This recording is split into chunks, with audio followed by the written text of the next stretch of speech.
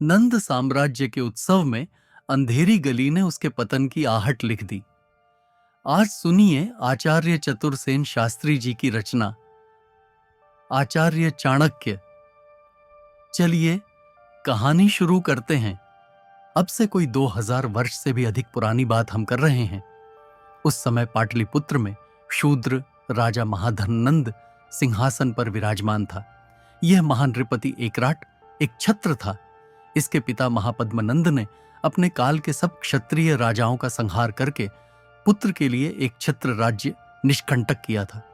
धननंद का प्रताप प्रचंड था। उसके पास 2000 युद्धरथ, 20,000 अश्वारोही, 4000 रणोन्मत्त हाथी तथा 2 लाख पदाति थे।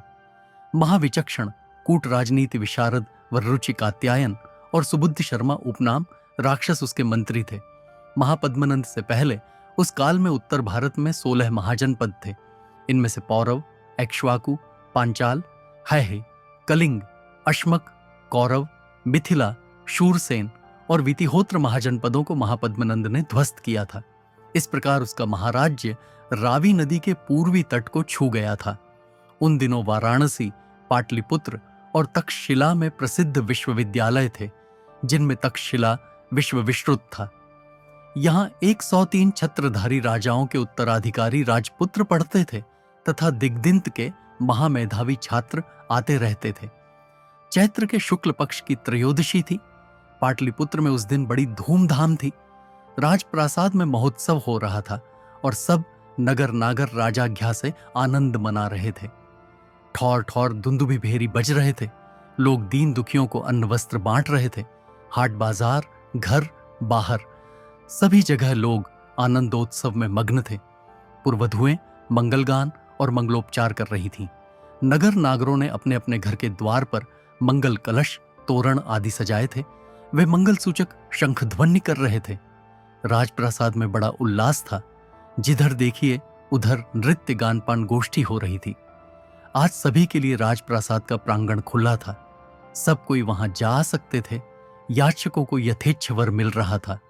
ठौर ठौर बंदीगण और कुशल भी प्रशस्ति गान कर रहे थे। ब्राह्मण स्वस्थयन पाठ कर रहे थे। यज्ञ, हवन, दान, पूजन, बलिस्तवन, जहां देखिए वहीं कुछ न कुछ हो रहा था। मृदंग, मंजीर, तूणीर के निनाद से दिशाएं पूरित हो रही थीं। आज परम आनंद का दिन था। महाराज धननंद की नई रानी ने एकमात्र महाराज्य के एकमात्र उत्तराधिकारी पुत्र को जन्म दिया था। महाराज की आज्ञा से राज्य भर के बौद्ध विहारों, चैत्यों तथा देवस्थानों में शिशु सम्राट के दीर्घ जीवन की प्रार्थना हो रही थी। राजप्रासाद में एक वृहत राजसभा के बीच नवजात शिशु को भारत का भावी सम्राट उद्घोषित और अभिषिक्त किया गया था। इस समय महाराज धननंद का प्रबल प्रताप तप रहा था। नवजात शिशु सम्राट की अभ्यर्थना के लिए सब सामंत, कर्द राज्यों के राजे, भूस्वामी तथा वणिक्सार्थवाह बहुमूल्य उपानय लेकर आए थे। उनके लाए स्वर्ण रत्न, मुद्रा, कौशेय पाटंबर, हाथी घोड़ा रथ यान पालकियों की राजप्रासाद में इतनी रेल पैल हो रही थी कि उपानय वस्तुओं को यथास्थान रखने और मनुष्य को खड़े होने का स्थान ही नहीं मिल रहा था। उपानय भेंट अर्पण करने को राजा लोग पंक्तिबद्ध चले आ रहे थे। उनके साथ दास दासी उपानय सामग्री लिए बोझ से दबे दिन भर खड़े रहकर थक गए थे, पर अभी उनकी बारी ही नहीं आई थी। दंडधर द्वारपाल कंचुकी उन्हें दम दिलासा दे रहे थे, ठहरो, अभी ठहरो, आपका उपानय भी स्वीकार होगा। और जिसका उपानय राजप्रासाद में पहुंच जाता था वह कृतकृत्य हो प्रासाद के रास रंग में आनंद मग्न हो जाता था। दासियां, गणिकाएं सब आगंतुकों को गंध माल्यपान से सत्कृत कर रही थीं। अतिथि उन सुंदरियों के सान्निध्य में उनके दिए हुए चंदन का अंगों पर लेप किए हंस हंस कर, माधवी, मैरेय, गौड़ीय आसव पान कर उल्लास में सराबोर हास्य विनोद आलिंगन का आनंद ले रहे थे। सुवासित मदिराओं की वहां जैसे नदी बह रही थी। भांति भांति के मांस मिष्ठान्न पकवान पक रहे थे और अतिथि तृप्त होकर खा पी रहे थे। राजपार्षद नगर में घूम फिरकर बछड़े, मेढ़े, भैंसे, हरिण आदि पशु और आखेटक, तीतर, बटेर, लावक, हरित, हंस, चक्रवाक आदि पक्षी मार मार कर रसोई में पहुंचा रहे थे। आहार द्रव्यों का पहाड़ सा लगा था जो खत्म होता ही न था और भी आता जाता था। धीरे धीरे संध्या हो चली। नगर असंख्य दीप मालिकाओं से जगमगा उठा। राजपथ पर अब भी हाथी, रथ, शकट, शिविकाओं की भरमार थी, परंतु राजमहालय के पृष्ठभाग की संकरी गली में अंधेरा था। वहां एक स्त्री शरीर को आवेष्टन से लपेटे जल्दी जल्दी महालय के गुप्त द्वार की ओर जा रही थी। इसी समय महालय के गुप्त द्वार की ओर से एक पुरुष निकला। पुरुष तरुण था, उसकी कमर में खड्ग बंधा था तथा बहुमूल्य कौशेय परिधान पर वह असाधारण महार्ध रत्नाभरण धारण किए हुए था। मध्य के मद में उसके नेत्र लाल हो रहे थे, वाणी स्खलित हो रही थी और उसके पैर लड़खड़ा रहे थे। उसके साथ एक सेवक था जो उसका धनुष और तूनीर लेकर पीछे पीछे चल रहा था। स्त्री को आते देख उसने स्खलित वाणी से कहा, ठहर जा, ऐ ठहर जा। इसके बाद उसने चर से कहा, चरण देख तो, ये कोई सामान्य प्रतीत होती है, सुंदरी भी है या यूं ही टेसू है। चर ने आगे बढ़कर स्त्री का आवरण खींचकर उतार दिया। स्वर्ण की भांति उसकी अंगदीप्ति से गली का अंधकार उज्जवल हो उठा। आहा, सुंदरी है महाराज, युवती भी है या ढड्डो है, नवीन वय है, यौवन का उभार खूब है, तो देख, अच्छी तरह देख। चर ने निशंक अंग प्रत्यंग टटोलने आरंभ कर दिए। सूंघ कर श्वास गंध ली। स्त्री लाज से सिकुड़ गई और भय से थरथर कांपने लगी। चर ने कहा, रमण योग्य है महाराज, गुदगुदा संपुष्ट यौवन है, जिसे महाराज कहकर पुकारा गया था। वह व्यक्ति आगे बढ़ा। उसने घूर कर स्त्री को देखा। स्त्री ने फूलों का श्रृंगार किया था, मुख पर लोध्र रेणु मला था, चरणों में अलक तक, होठों पर लाक्षा रस, कंठ में मणिहार और कानों में हीरक कुंडल, वक्ष पर नीलमणि जटित कंचुकी। अवस्था कोई 20 बरस, जूड़े में शेफालिका के फूल। पुरुष ने भली भांति ऊपर से नीचे तक निहार कर कहा, अच्छा श्रृंगार किया है सुंदरी, चल आज का श्रृंगार मुझे दे, मेरे साथ विहार कर। स्त्री ने भयभीत होकर कहा, नहीं नहीं, मेरे आज के श्रृंगार को खंडित मत कीजिए। आज का श्रृंगार मैंने महाराजाधिराज के लिए किया है। मैं भी एक प्रकार से महाराजाधिराज ही हूं, उनका भाई हूं। क्यों रे चरण, क्या कहता है? आप महाराजाधिराज हैं महाराज। बस तो ला, आज का श्रृंगार तू मुझे दे। उस महाराज नामक व्यक्ति ने स्त्री का हाथ पकड़ लिया। नहीं नहीं, मुझे छोड़ दीजिए, छोड़ दीजिए महाराज। अरे चरण, इस मूर्खा को समझा, ये अपने सौभाग्य को ठुकरा रही है। हतभाग्या है रीतु, नहीं जानती महाराज प्रसाद में रत्नाभरण देते हैं। परंतु स्त्री ने जोर लगाकर अपना हाथ छुड़ा लिया और उस तरुण को पीछे धकेल दिया। तरुण मद्य के नशे में लड़खड़ा रहा था, धक्का खाकर भूमि पर गिर गया।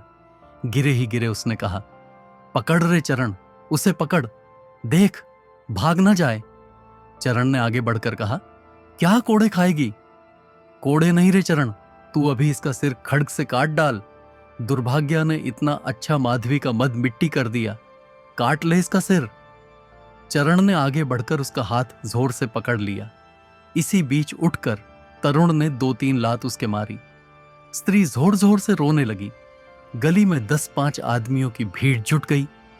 भीड़ में एक ब्राह्मण भी था। ब्राह्मण बड़ा ही कुरूप, काला और दरिद्र था। उसकी कमर में एक मैली शाटिका थी, कंधे पर मैला जनेऊ। उसके 2 बड्डे बड्डे दांत होंठ से बाहर निकले हुए थे। उसकी टांगें टेरही थीं और वह कुछ लड़खड़ाता सा चलता था।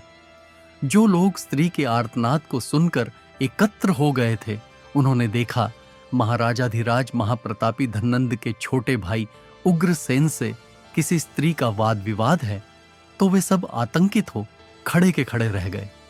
किसी ने भी स्त्री के पक्ष में कुछ कहने का साहस नहीं किया।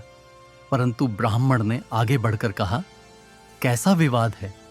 स्त्री पर कौन अत्याचार कर रहा है? ब्राह्मण की धृष्ट वाणी सुनकर चरण ने कहा, अरे ब्राह्मण, क्या तू हमारे प्रबल प्रतापी महाराज उग्रसेन को नहीं जानता, जिनके चरण नख सब जनपद नरपतियों के मुकुट मणियों की दीप्ति से प्रतिबिंबित हैं? तू राजकाज में व्याघात करने वाला कौन है? भाग यहां से। परंतु ब्राह्मण इस बात से आतंकित नहीं हुआ। उसने कहा, राह चलती स्त्री पर अत्याचार करना क्या राजकाज है? तो अत्याचार कौन करता है ब्राह्मण? हमारे रसिक महाराज तो उससे केवल आज रात का श्रृंगार मांगते हैं। वे उन सब सामान्याओं को शुल्क में रत्नमणि देते हैं जो उन्हें एक रात रति देती हैं। भंते ब्राह्मण, मैं सामान्य नहीं हूं, राजमहालय की दासी हूं, महाराजाधिराज की अंतेवासिनी हूं। तो महाराज उग्रसेन, आप इस पर बलात्कार क्यों करते हैं? भंते ब्राह्मण, इन्होंने मुझे लात मारी है, मेरा श्रृंगार खंडित किया है। अरे तो क्या हुआ? महाराज ने एक लात मार ही दी तो क्या हुआ? महाराज के चरण स्पर्श से तो तू सत्कृत हो गई। चल चल, आज रात हमारे महाराज की अंगशायनी हो। चरण ने उसे हाथ पकड़कर घसीटते हुए कहा। उग्रसेन ने कंठ से मुक्तामाला उतारकर उसके ऊपर फेंकते हुए कहा, ले अप्सरे, लात का मूल्य, और चल मेरे साथ। नहीं, मैं नहीं जाऊंगी। तो चरण, काट ले इसका सिर। चरण ने कोष से खड्ग खींच लिया। ब्राह्मण आगे बढ़कर स्त्री और सेवक के बीच में खड़ा हो गया। उसने कहा, वह सामान्य नहीं है, तुम उसे बलात् नहीं ले जा सकते, उस पर अत्याचार भी नहीं कर सकते। उग्रसेन नशे में धुत हो रहा था। उसने लड़खड़ाते कदम उठाकर आगे बढ़ते हुए क्रुद्ध स्वर में कहा, क्यों नहीं ले जा सकते? हम पृथ्वी के स्वामी हैं, पृथ्वी की सब वस्तुओं के स्वामी हैं। क्यों रे चरण? हां महाराज, आप पृथ्वी के स्वामी हैं, चरण ने कहा। पर ब्राह्मण पत्थर की अचल दीवार की भांति उसके आगे खड़ा था। उसने कहा, अरे ब्राह्मण, हट जा, तूने राजाज्ञा नहीं सुनी, मुझे इस स्त्री का सिर काट लेने दे। तू मेरे रहते ऐसा नहीं कर पाएगा रे अधर्मी शूद्र। अरे हम ही को शूद्र कहता है, और तेरा ये महाराज भी शूद्र है, परंतु शूद्र यह जन्म ही से है, कर्म से तो चांडाल है। यह सुनकर उग्रसेन आपे से बाहर हो गया। उसने कहा, चरण, पहले इस ब्राह्मण ही का शिरश्छेद कर। परंतु ब्राह्मण ने तेजी से लपककर जोर का एक मुक्का चरण की मुष्टि पर मारा। खड्ग चरण के हाथों से छूटकर भूमि पर गिर गया। उसे फुर्ती से उठाकर ब्राह्मण ने चरण के कंठ पर रखकर कहा, अरे धृष्ट शूद्र, आ, आज तुझे देवता की बलि दूंगा। चरण ब्राह्मण के चरणों में लौटकर गिड़गिड़ाकर प्राण भिक्षा मांगने लगा। तब ब्राह्मण ने कहा, अच्छा, तुझे छोड़ता हूं, इस कुलांगार राजपुत्र की बलि दूंगा। वह नग्न खड्ग लेकर उग्रसेन की ओर बढ़ा। उग्रसेन ने भयभीत होकर कहा, सारा नशा खराब कर दिया। इसी समय महामात्य वररुचि कात्यायन 3-4 सशस्त्र प्रतिहारों के साथ वहां आ निकले। उन्हें देखते ही उग्रसेन ने चिल्लाकर कहा, आर्य महामात्य, यह ब्राह्मण मेरा शिरच्छेद करना चाहता है, इसे पकड़कर सूली पर चढ़ा दो। महामात्य वररुचि कात्यायन महावैयाकरणी और त्रिकालदर्शी ज्योतिष में पारंगत वृद्ध पुरुष थे। उनका विशाल डील डॉल, बड़े बड़े नेत्र थे और उज्ज्वल प्रतिभा थी। वे शुभ्र परिधान धारण किए थे। उन्होंने ब्राह्मण के निकट जाकर उसे पहचान कर कहा, तुम हो विष्णुगुप्त? मैं ही हूं, आर्य कात्यायन। विवाद का कारण क्या है, ये शूद्र राजकुमार से पूछो। आर्य, मैं निवेदन करती हूं, मैं राजदासी हूं, महाराज के लिए मैंने श्रृंगार किया था। इन्होंने मेरा श्रृंगार खंडित कर दिया और बलात्कार से रति याचना करते हैं। स्वीकार न करने पर शिरच्छेद करने को उद्यत हैं। स्त्री ने वररुचि के चरणों पर गिरकर कहा, तो हम भी तो महाराज ही हैं। ये स्त्री आज का श्रृंगार हमें दे, हम शुल्क देंगे। कुमार, तुम्हारा व्यवहार गर्हित है, तुम इस समय सुरापान से मत्त हो। जाओ, राजप्रासाद में जाओ, कात्यायन ने कहा। अरे, हमारा सेवक होकर हम ही को आंखें दिखाता है। राजकोप का भी तुझे भय नहीं है? अमात्य शकटार जैसे सब परिवार अंधकूप में पड़ा है, वैसे ही तुझे भी अंधकूप में डाल दूंगा। राजकुमार, मैं तुम्हारे कुल का सेवक अवश्य हूं, परंतु मैं महान नंद साम्राज्य का महामात्य हूं। प्रजा का न्याय शासन करना मेरा कर्तव्य है। राजकुल के पुरुष होने के कारण मैं तुम्हारे ऊपर शासन नहीं कर सकता, परंतु तुम्हारा प्रजा पर प्रकट राजपट में इस प्रकार नीति विरुद्ध कार्य करना अन्यायपूर्ण है। जाओ, प्रासाद में जाओ, इस सामान्य को मैं ले जाऊंगा। ओहो, आधा प्रहर रात्रि तो इस झगड़े ही में व्यतीत हो गई। खैर, 3.5 प्रहर ही सही, चल मेरे साथ। उसने फिर उस स्त्री का हाथ पकड़ लिया। स्त्री ने रोते रोते कहा, आर्य महामात्य, आप राज्य के रक्षक हैं, इस आतताई से एक असहाय अबला की रक्षा नहीं कर सकते। वररुचि ने कहा, कुमार, छोड़ दो उसे, वह कोई कुलस्त्री नहीं है। न सही, स्त्री तो है, तो स्त्रियां तो सभी पुरुषों के लिए भोग्य हैं, अब तक ब्राह्मण विष्णुगुप्त खड्ग लिए चुपचाप खड़ा था।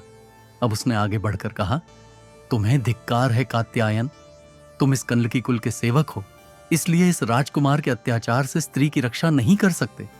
परंतु मैं सेवक नहीं हूं, मेरे रहते ये मद्यप इस स्त्री को छू भी नहीं सकता। अरे ब्राह्मण, हट जा, मेरी जो इच्छा होगी करूंगा। कात्यायन अब खड्गहस्त होकर आगे बढ़े। उन्होंने कहा, तुमने ठीक धिक्कारा विष्णुगुप्त।